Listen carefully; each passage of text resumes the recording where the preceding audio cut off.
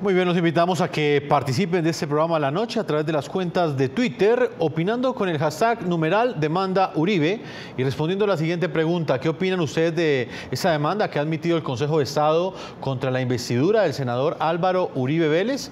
¿Es una preocupación genuina para enfrentar el ausentismo de congresistas en las sesiones? ¿O ustedes creen que es una clara persecución política en época electoral? Voy a saludar a nuestros invitados. En Bogotá, Colombia, está Juan Manuel Charri, abogado constitucionalista y exconjuez de la Corte Constitucional de Colombia. Bienvenido al programa de la noche. Jefferson, buenas noches. También quiero saludar en este mismo instante, está con nosotros la senadora Paloma Valencia, ya es del partido Centro Democrático, nos está acompañando también en la ciudad de Bogotá. Senadora, bienvenida a la noche. Jefferson, muy buenas noches, muy complacida de saludarte a ti, al doctor Charri y a todos los televidentes. El gusto es nuestro. Voy a comenzar con usted, señor Juan Manuel Charri. Quiero que ese análisis lo iniciemos explicándole a nuestros televidentes la posición de cada uno de ustedes frente a esta demanda inicialmente. Señor Juan Manuel Charri, ¿qué opinión tiene usted de la demanda que presenta este abogado? A ver, en mi opinión se trata de un hecho de judicialización de la política. Si bien los argumentos en principio parecen claros, porque hay una norma constitucional que dice que se pierde la investidura cuando no se asiste a 6 sesiones en las cuales se vota un acto legislativo, un proyecto de ley o una moción de censura, acá lo que realmente se va a discutir es si la excusa para no participar en la votación es una excusa suficiente. El expresidente Uribe ha alegado que se trata de una objeción de conciencia, o sea, de una convicción íntima y irrebatible de que no comparte lo que está pasando y se sustrae de su deber. Lo que tendrá que analizar el juez es si esa objeción es válida o no. Y yo agregaría que ha habido antecedentes en el país, tal vez con la presentación del referéndum en el inicio del gobierno Uribe en el 2002, cuando Piedad Córdoba promovió la abstención activa, invitó a los electores a no votar y la Corte Constitucional dijo que era una postura válida y que se tenía el derecho a la abstención. Ese referente, que si bien está en un ámbito diferente, es ilustrativo porque una forma de hacer política es no votando. Senadora Paloma Valencia, usted hace parte, evidentemente, de la bancada del Partido Centro Democrático. ¿A su juicio esto es una intención genuina de luchar contra el ausentismo que tanto le molesta a los colombianos en el Congreso, o por el contrario algún tipo de interés político o electoral en esta demanda? Yo lo único que encuentro ahí es un interés político y por supuesto ya estamos acostumbrados en el Centro Democrático a que pocos días antes de elecciones se nos ataque de todas las formas. Entiendo que la demanda incluso va a ir en contra de nuestro candidato Iván Duque. Se habla y se rumora que estarían buscando también demandarlo a él para tratar de restringir y de acabar las posibilidades del Centro Democrático que hoy encabeza las encuestas. Si se tratara de ausentismo, pues tendrían que demandar a todos los demás partidos, que son los que no van a los debates. Una cosa es no ir a los debates y otra cosa muy distinta es asistir a los debates, presentar las mociones y no votar como un acto de rebelión. Y yo quiero recordarle, Jefferson y televidentes, por qué el Centro Democrático no votó el fast track. Ustedes recordarán que nosotros promovimos el no en el plebiscito que consultaba los acuerdos de La Habana. Hacía parte de ese plebiscito, de esos acuerdos, el fast track, un mecanismo que rompía el hilo constitucional, un mecanismo que permitía la modificación casi que automática y sencilla de la Constitución para poder incorporar todo lo que se había negociado de manera casi fácil en la Constitución. Ese mecanismo, que era abiertamente ilegítimo, abiertamente inconstitucional, se dijo, no, este mecanismo no va a tener problema, porque si bien rompe todos los principios que establece la Constitución, va a ser refrendado por los colombianos a través del plebiscito. Entonces, cuando los colombianos voten el plebiscito, queda todo saneado porque ellos van a admitir que el fast track es un mecanismo útil para poder incorporar esos acuerdos de La Habana a la Constitución. Pues resulta que los colombianos dijimos no mayoritariamente a los acuerdos de La Habana y no a ese mecanismo mediante el cual pretendían destruir nuestra Constitución.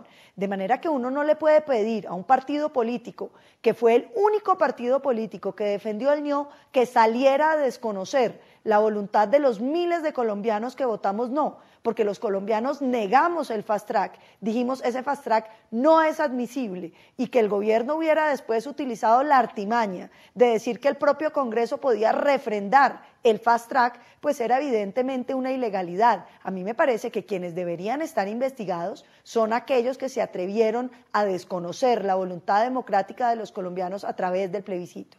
Señor Juan Manuel Charri, no votar suele ser una típica práctica de la oposición para evitar que su voto negativo termine conformando las mayorías que son necesarias para la aprobación de una ley en el Congreso. ¿Qué está en juego con esta decisión que tendrá que tomar el Consejo de Estado en las próximas semanas? Bueno, estaría en juego la forma de hacer política y la alternativa de no participar en las votaciones como una forma de protesta.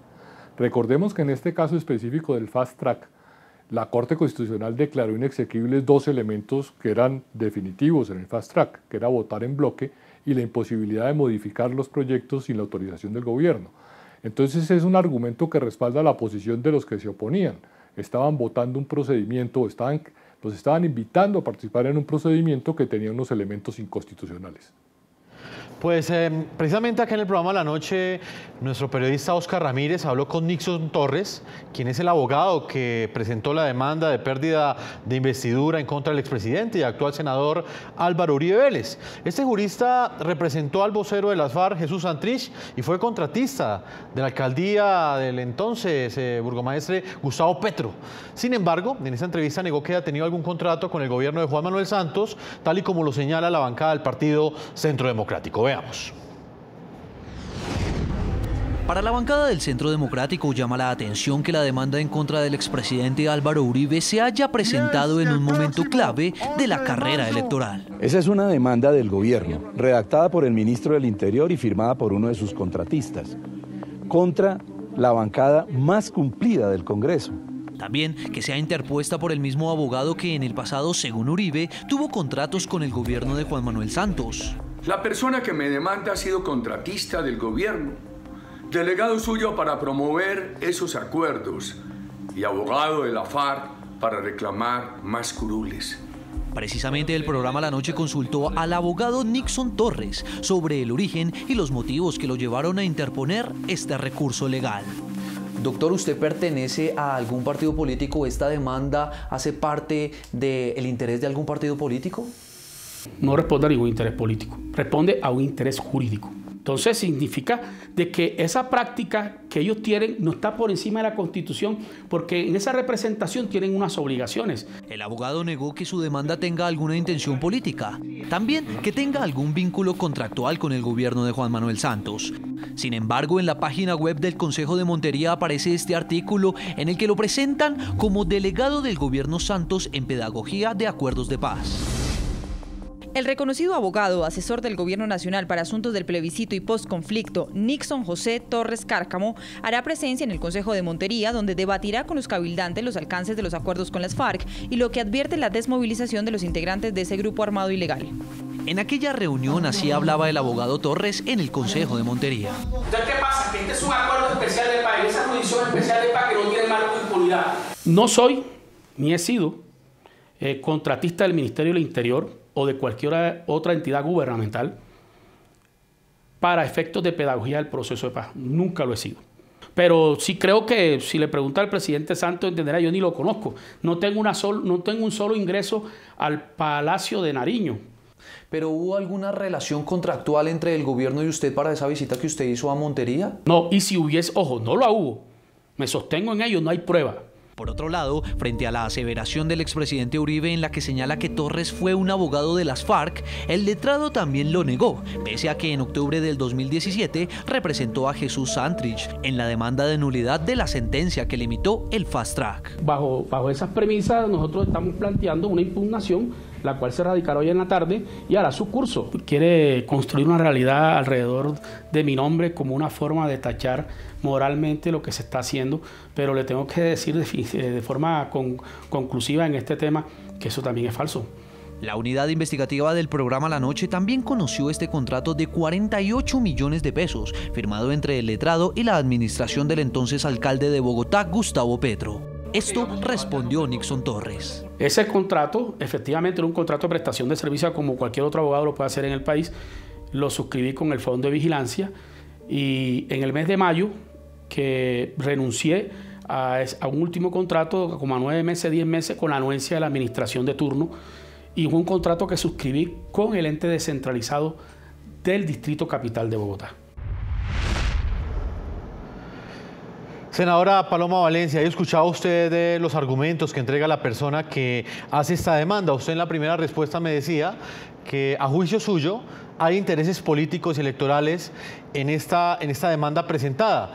Pero, ¿qué opinión tiene usted de la decisión del Consejo de Estado de admitir esta demanda precisamente en un momento en el que el país enfrenta una alta polarización política y en momentos en que estamos a menos de 2 meses de las elecciones presidenciales? Yo creo que es muy grave que el Consejo de Estado abra una investigación, porque la norma lo que dice es que usted le quita la investidura por no asistir a 6 sesiones donde se voten actos legislativos, pero resulta que nosotros sí asistimos y eso es bastante claro y el país lo sabe. Otra cosa es que no hayamos votado, entonces la sanción no puede ser por no votar. Otra cosa es que para aprobar la inasistencia de una congresista que es la que da pie para esta demanda, se haya utilizado el hecho de que no votó para mostrar que ella iba, contestaba lista y se iba.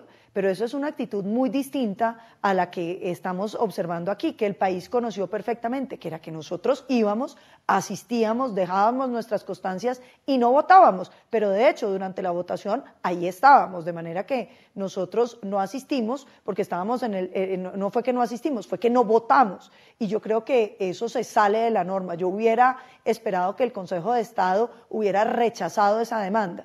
Porque es muy grave que se pretenda utilizar a las Cortes con propósitos políticos. Mire, la justicia en este país está muy desprestigiada por este tema. Es que recordemos que en la campaña de Óscar Iván Zuluaga fue la propia Fiscalía, en cabeza de Montealegre, la que allanó la candidatura, la campaña de Óscar Iván Zuluaga, la que utilizó el famoso escándalo del hacker para tratar de tergiversar los resultados electorales. Entonces, esta no sería la primera vez que el régimen santista lo hace y me parece muy grave que el Consejo de Estado se vaya a prestar para una pantomima, una dramatización tendiente a distorsionar los resultados electorales. Y si es cierto que este personaje Nixon Torres ha demandado también a Iván Duque, pues estaríamos demostrando clarísimamente que aquí lo que hay es un propósito electoral de una persona afín a Gustavo Petro o que por lo menos ha tenido contratos con él y que ha estado defendiendo tanto a Santrich como al proceso de paz. Entonces aquí lo que hay no es un interés en torno a la asistencia, porque habría muchos senadores que habría que demandar antes que Álvaro Uribe, que ha sido un senador absolutamente cumplido. Creo que el presidente Uribe no tiene ni una sola falla que no esté justificada al Congreso y ha estado en todos los debates de control político hasta absolutamente el último minuto. Como él dice, él es el último en salir del Congreso en todas las sesiones. ¿Qué opina usted, señor Juan Manuel Charri? ¿La decisión del Consejo de Estado de admitir el estudio de esta demanda es una decisión política o una decisión completamente ajustada a la ley? A ver, desde el punto de vista jurídico, lo que tiene que revisar el Consejo de Estado es el cumplimiento de unos requisitos formales. O sea, que se señale qué es lo que se pide, que estén las pruebas, etcétera. De manera que no creo que hubiera muchas opciones para no admitir la demanda. Ya será en el transcurso del proceso donde se discuta si se está en el supuesto de la norma o no, si la objeción de conciencia es válida para excusarse de cumplir con el deber constitucional, si hay otros antecedentes que excusan o que explican la posición del Centro Democrático como la abstención activa. Pero pienso que el Consejo de Estado, pues, en últimas tenía que admitir la demanda.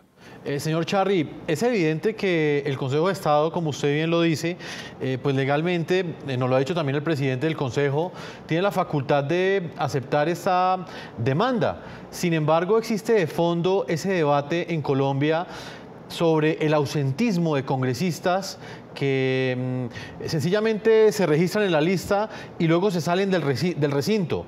¿Es esta la oportunidad para que el Consejo de Estado marque una diferencia entre el ausentismo verdadero y el que tiene que ver únicamente con el caso, como por ejemplo del expresidente Álvaro Uribe Vélez, que hace parte de una práctica que hacen muchos congresistas, que es ausentarse de una votación, pero participar de las deliberaciones? Sin duda, la norma de pérdida de investidura lo que persigue es evitar que haya desidia y descuido por parte de los congresistas, o sea, que no acudan a las sesiones a votar los proyectos de ley o de reforma constitucional, o sea, lo que usted señala como ausentismo. Aquí estaríamos en un caso diferente, que es asumir una posición política de protesta fundamentada en una objeción de conciencia para no votar un proyecto que consideran que tiene vicios de inconstitucionalidad y que no está con el respaldo de la legitimidad democrática. En ese orden de ideas son dos situaciones distintas y el Consejo de Estado ojalá las dilucide y las separe correctamente.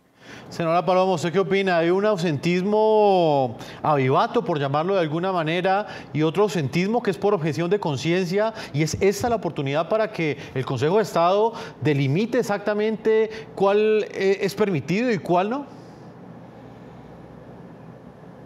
Por supuesto, Jefferson, mire, es que yo creo que hay que entender que los congresos del mundo admiten que la gente se vaya, porque es que una de las formas de destruir un proyecto es acabar con el quórum. Usted no puede obligar en un país donde no hay voto en blanco, que no debería contar en el quórum, a que la gente se quede y haga el quórum que necesita el gobierno para que quienes están en contra de los proyectos con su presencia, aunque voten no, estén diciendo sí.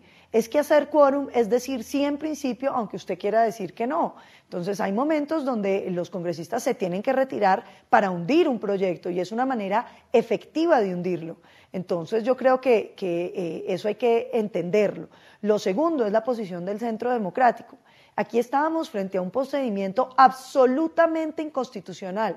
Inconstitucional, como lo dijo la Corte y lo recordó el doctor Charri, por algunos de sus elementos, pero inconstitucional, en mi opinión, mucho más de fondo, porque es que la Corte no le ha dado la debida dimensión al hecho de que los colombianos votaron no a ese fast track en los acuerdos de La Habana. Entonces después dijeron es que modificamos los acuerdos de La Habana y el Congreso refrendó los acuerdos. Muy bien que refrende los acuerdos el Congreso en un procedimiento que me parece a mí muy extraño, pero el fast track no lo podía refrendar el Congreso por una razón obvia. El Congreso profirió el acto legislativo del fast track que decía se va a poder modificar la Constitución con estos términos cortiquiticos y casi de manera automática, pero esto no tiene problema porque vamos a buscar un mecanismo de refrendación popular para que este procedimiento pueda salir adelante. Y resulta que entonces la Corte tácitamente lo que está diciendo es que el Congreso puede sacar un procedimiento para acabar con la Constitución y el propio Congreso puede refrendar ese procedimiento. Sí. Eso a todas luces es arbitrario y completamente fuera de lugar. Senadora, ¿ustedes confían en la neutralidad del Consejo de Estado? Y se lo pregunto porque para nuestros televidentes es claro que la carrera política del expresidente Álvaro Uribe Vélez y actual senador ha estado marcada precisamente por unas relaciones tensas con las Cortes, unas críticas constantes, y en ese contexto muchos aseguran que un proceso ante el Consejo de Estado no sería del todo objetivo. ¿Qué opina usted? Hombre, mire, uno no quisiera tener que hablar mal de las altas cortes en Colombia y esperaría que el Consejo de Estado esté a la altura de un proceso donde está de por medio los derechos políticos del político con mayor popularidad y mayor afecto entre los colombianos. Yo creo que si el Consejo de Estado procede a tomar decisiones en contra de Álvaro Uribe, lo que estaríamos viendo es un golpe de Estado judicial. Lo que estaríamos viendo es la eliminación de los derechos políticos de la persona que tiene más popularidad entre todos los políticos de Colombia por una decisión absolutamente injusta. Yo no creo que ningún juez de la República, por antipatía que le tenga al presidente Uribe, sea capaz de desafiar a los colombianos y sobre todo de desafiar digamos, las instituciones básicas, y es que la representación política la tienen que garantizar precisamente las instancias del Estado. Y una persona como Álvaro Uribe, que ha sido absolutamente cumplido en su labor como congresista, que ha estado permanentemente ahí, que usted lo ve en todos los debates de control político, que lo ve en todas las comisiones, que cuando se ha ausentado lo ha hecho por razones justificadas, y cuando no votó esos proyectos los hizo por una convicción de su conciencia, de respeto a la democracia y de respeto a la Constitución. Yo no creería que ningún juez de la República se vaya a atrever a desafiar lo que es apenas obvio para todos los colombianos, incluso los que no quieren a Álvaro Uribe Vélez. Señor Charri, ¿qué opinión tiene usted? Yo creo que el Consejo de Estado ha demostrado ser una corte imparcial en distintos momentos de la historia de Colombia y ha sabido sortear las coyunturas políticas. Yo confiaría en una decisión equilibrada por parte del Consejo de Estado. Señor Juan Manuel Charri, abogado constitucionalista, yo le agradezco el tiempo que usted le ha entregado a nuestros televidentes y por supuesto la interpretación que usted hace de esta noticia que ha generado una profunda controversia legal y política en Colombia. Jefferson, muchas gracias. Saludes a la senadora Paloma Valencia y a todos los televidentes. Senadora Paloma Valencia, muchas gracias por habernos acompañado. Muchísimas gracias, Jefferson. Un abrazo para usted, para el doctor Charri y para todos los televidentes. Vamos a marcar una primera pausa a comerciales. Cuando regresemos estaremos con el magistrado Germán Bula Escobar, quien es el presidente del Consejo de Estado. Nos estará explicando como protagonista de esta noticia las razones por las cuales esta alta corte colombiana ha tomado esta decisión precisamente en este momento y va a responder también a esas voces que aseguran que todo responde a una persecución política en contra del senador más votado en Colombia. Una pausa y ya regresamos a la segunda parte de este programa de la noche.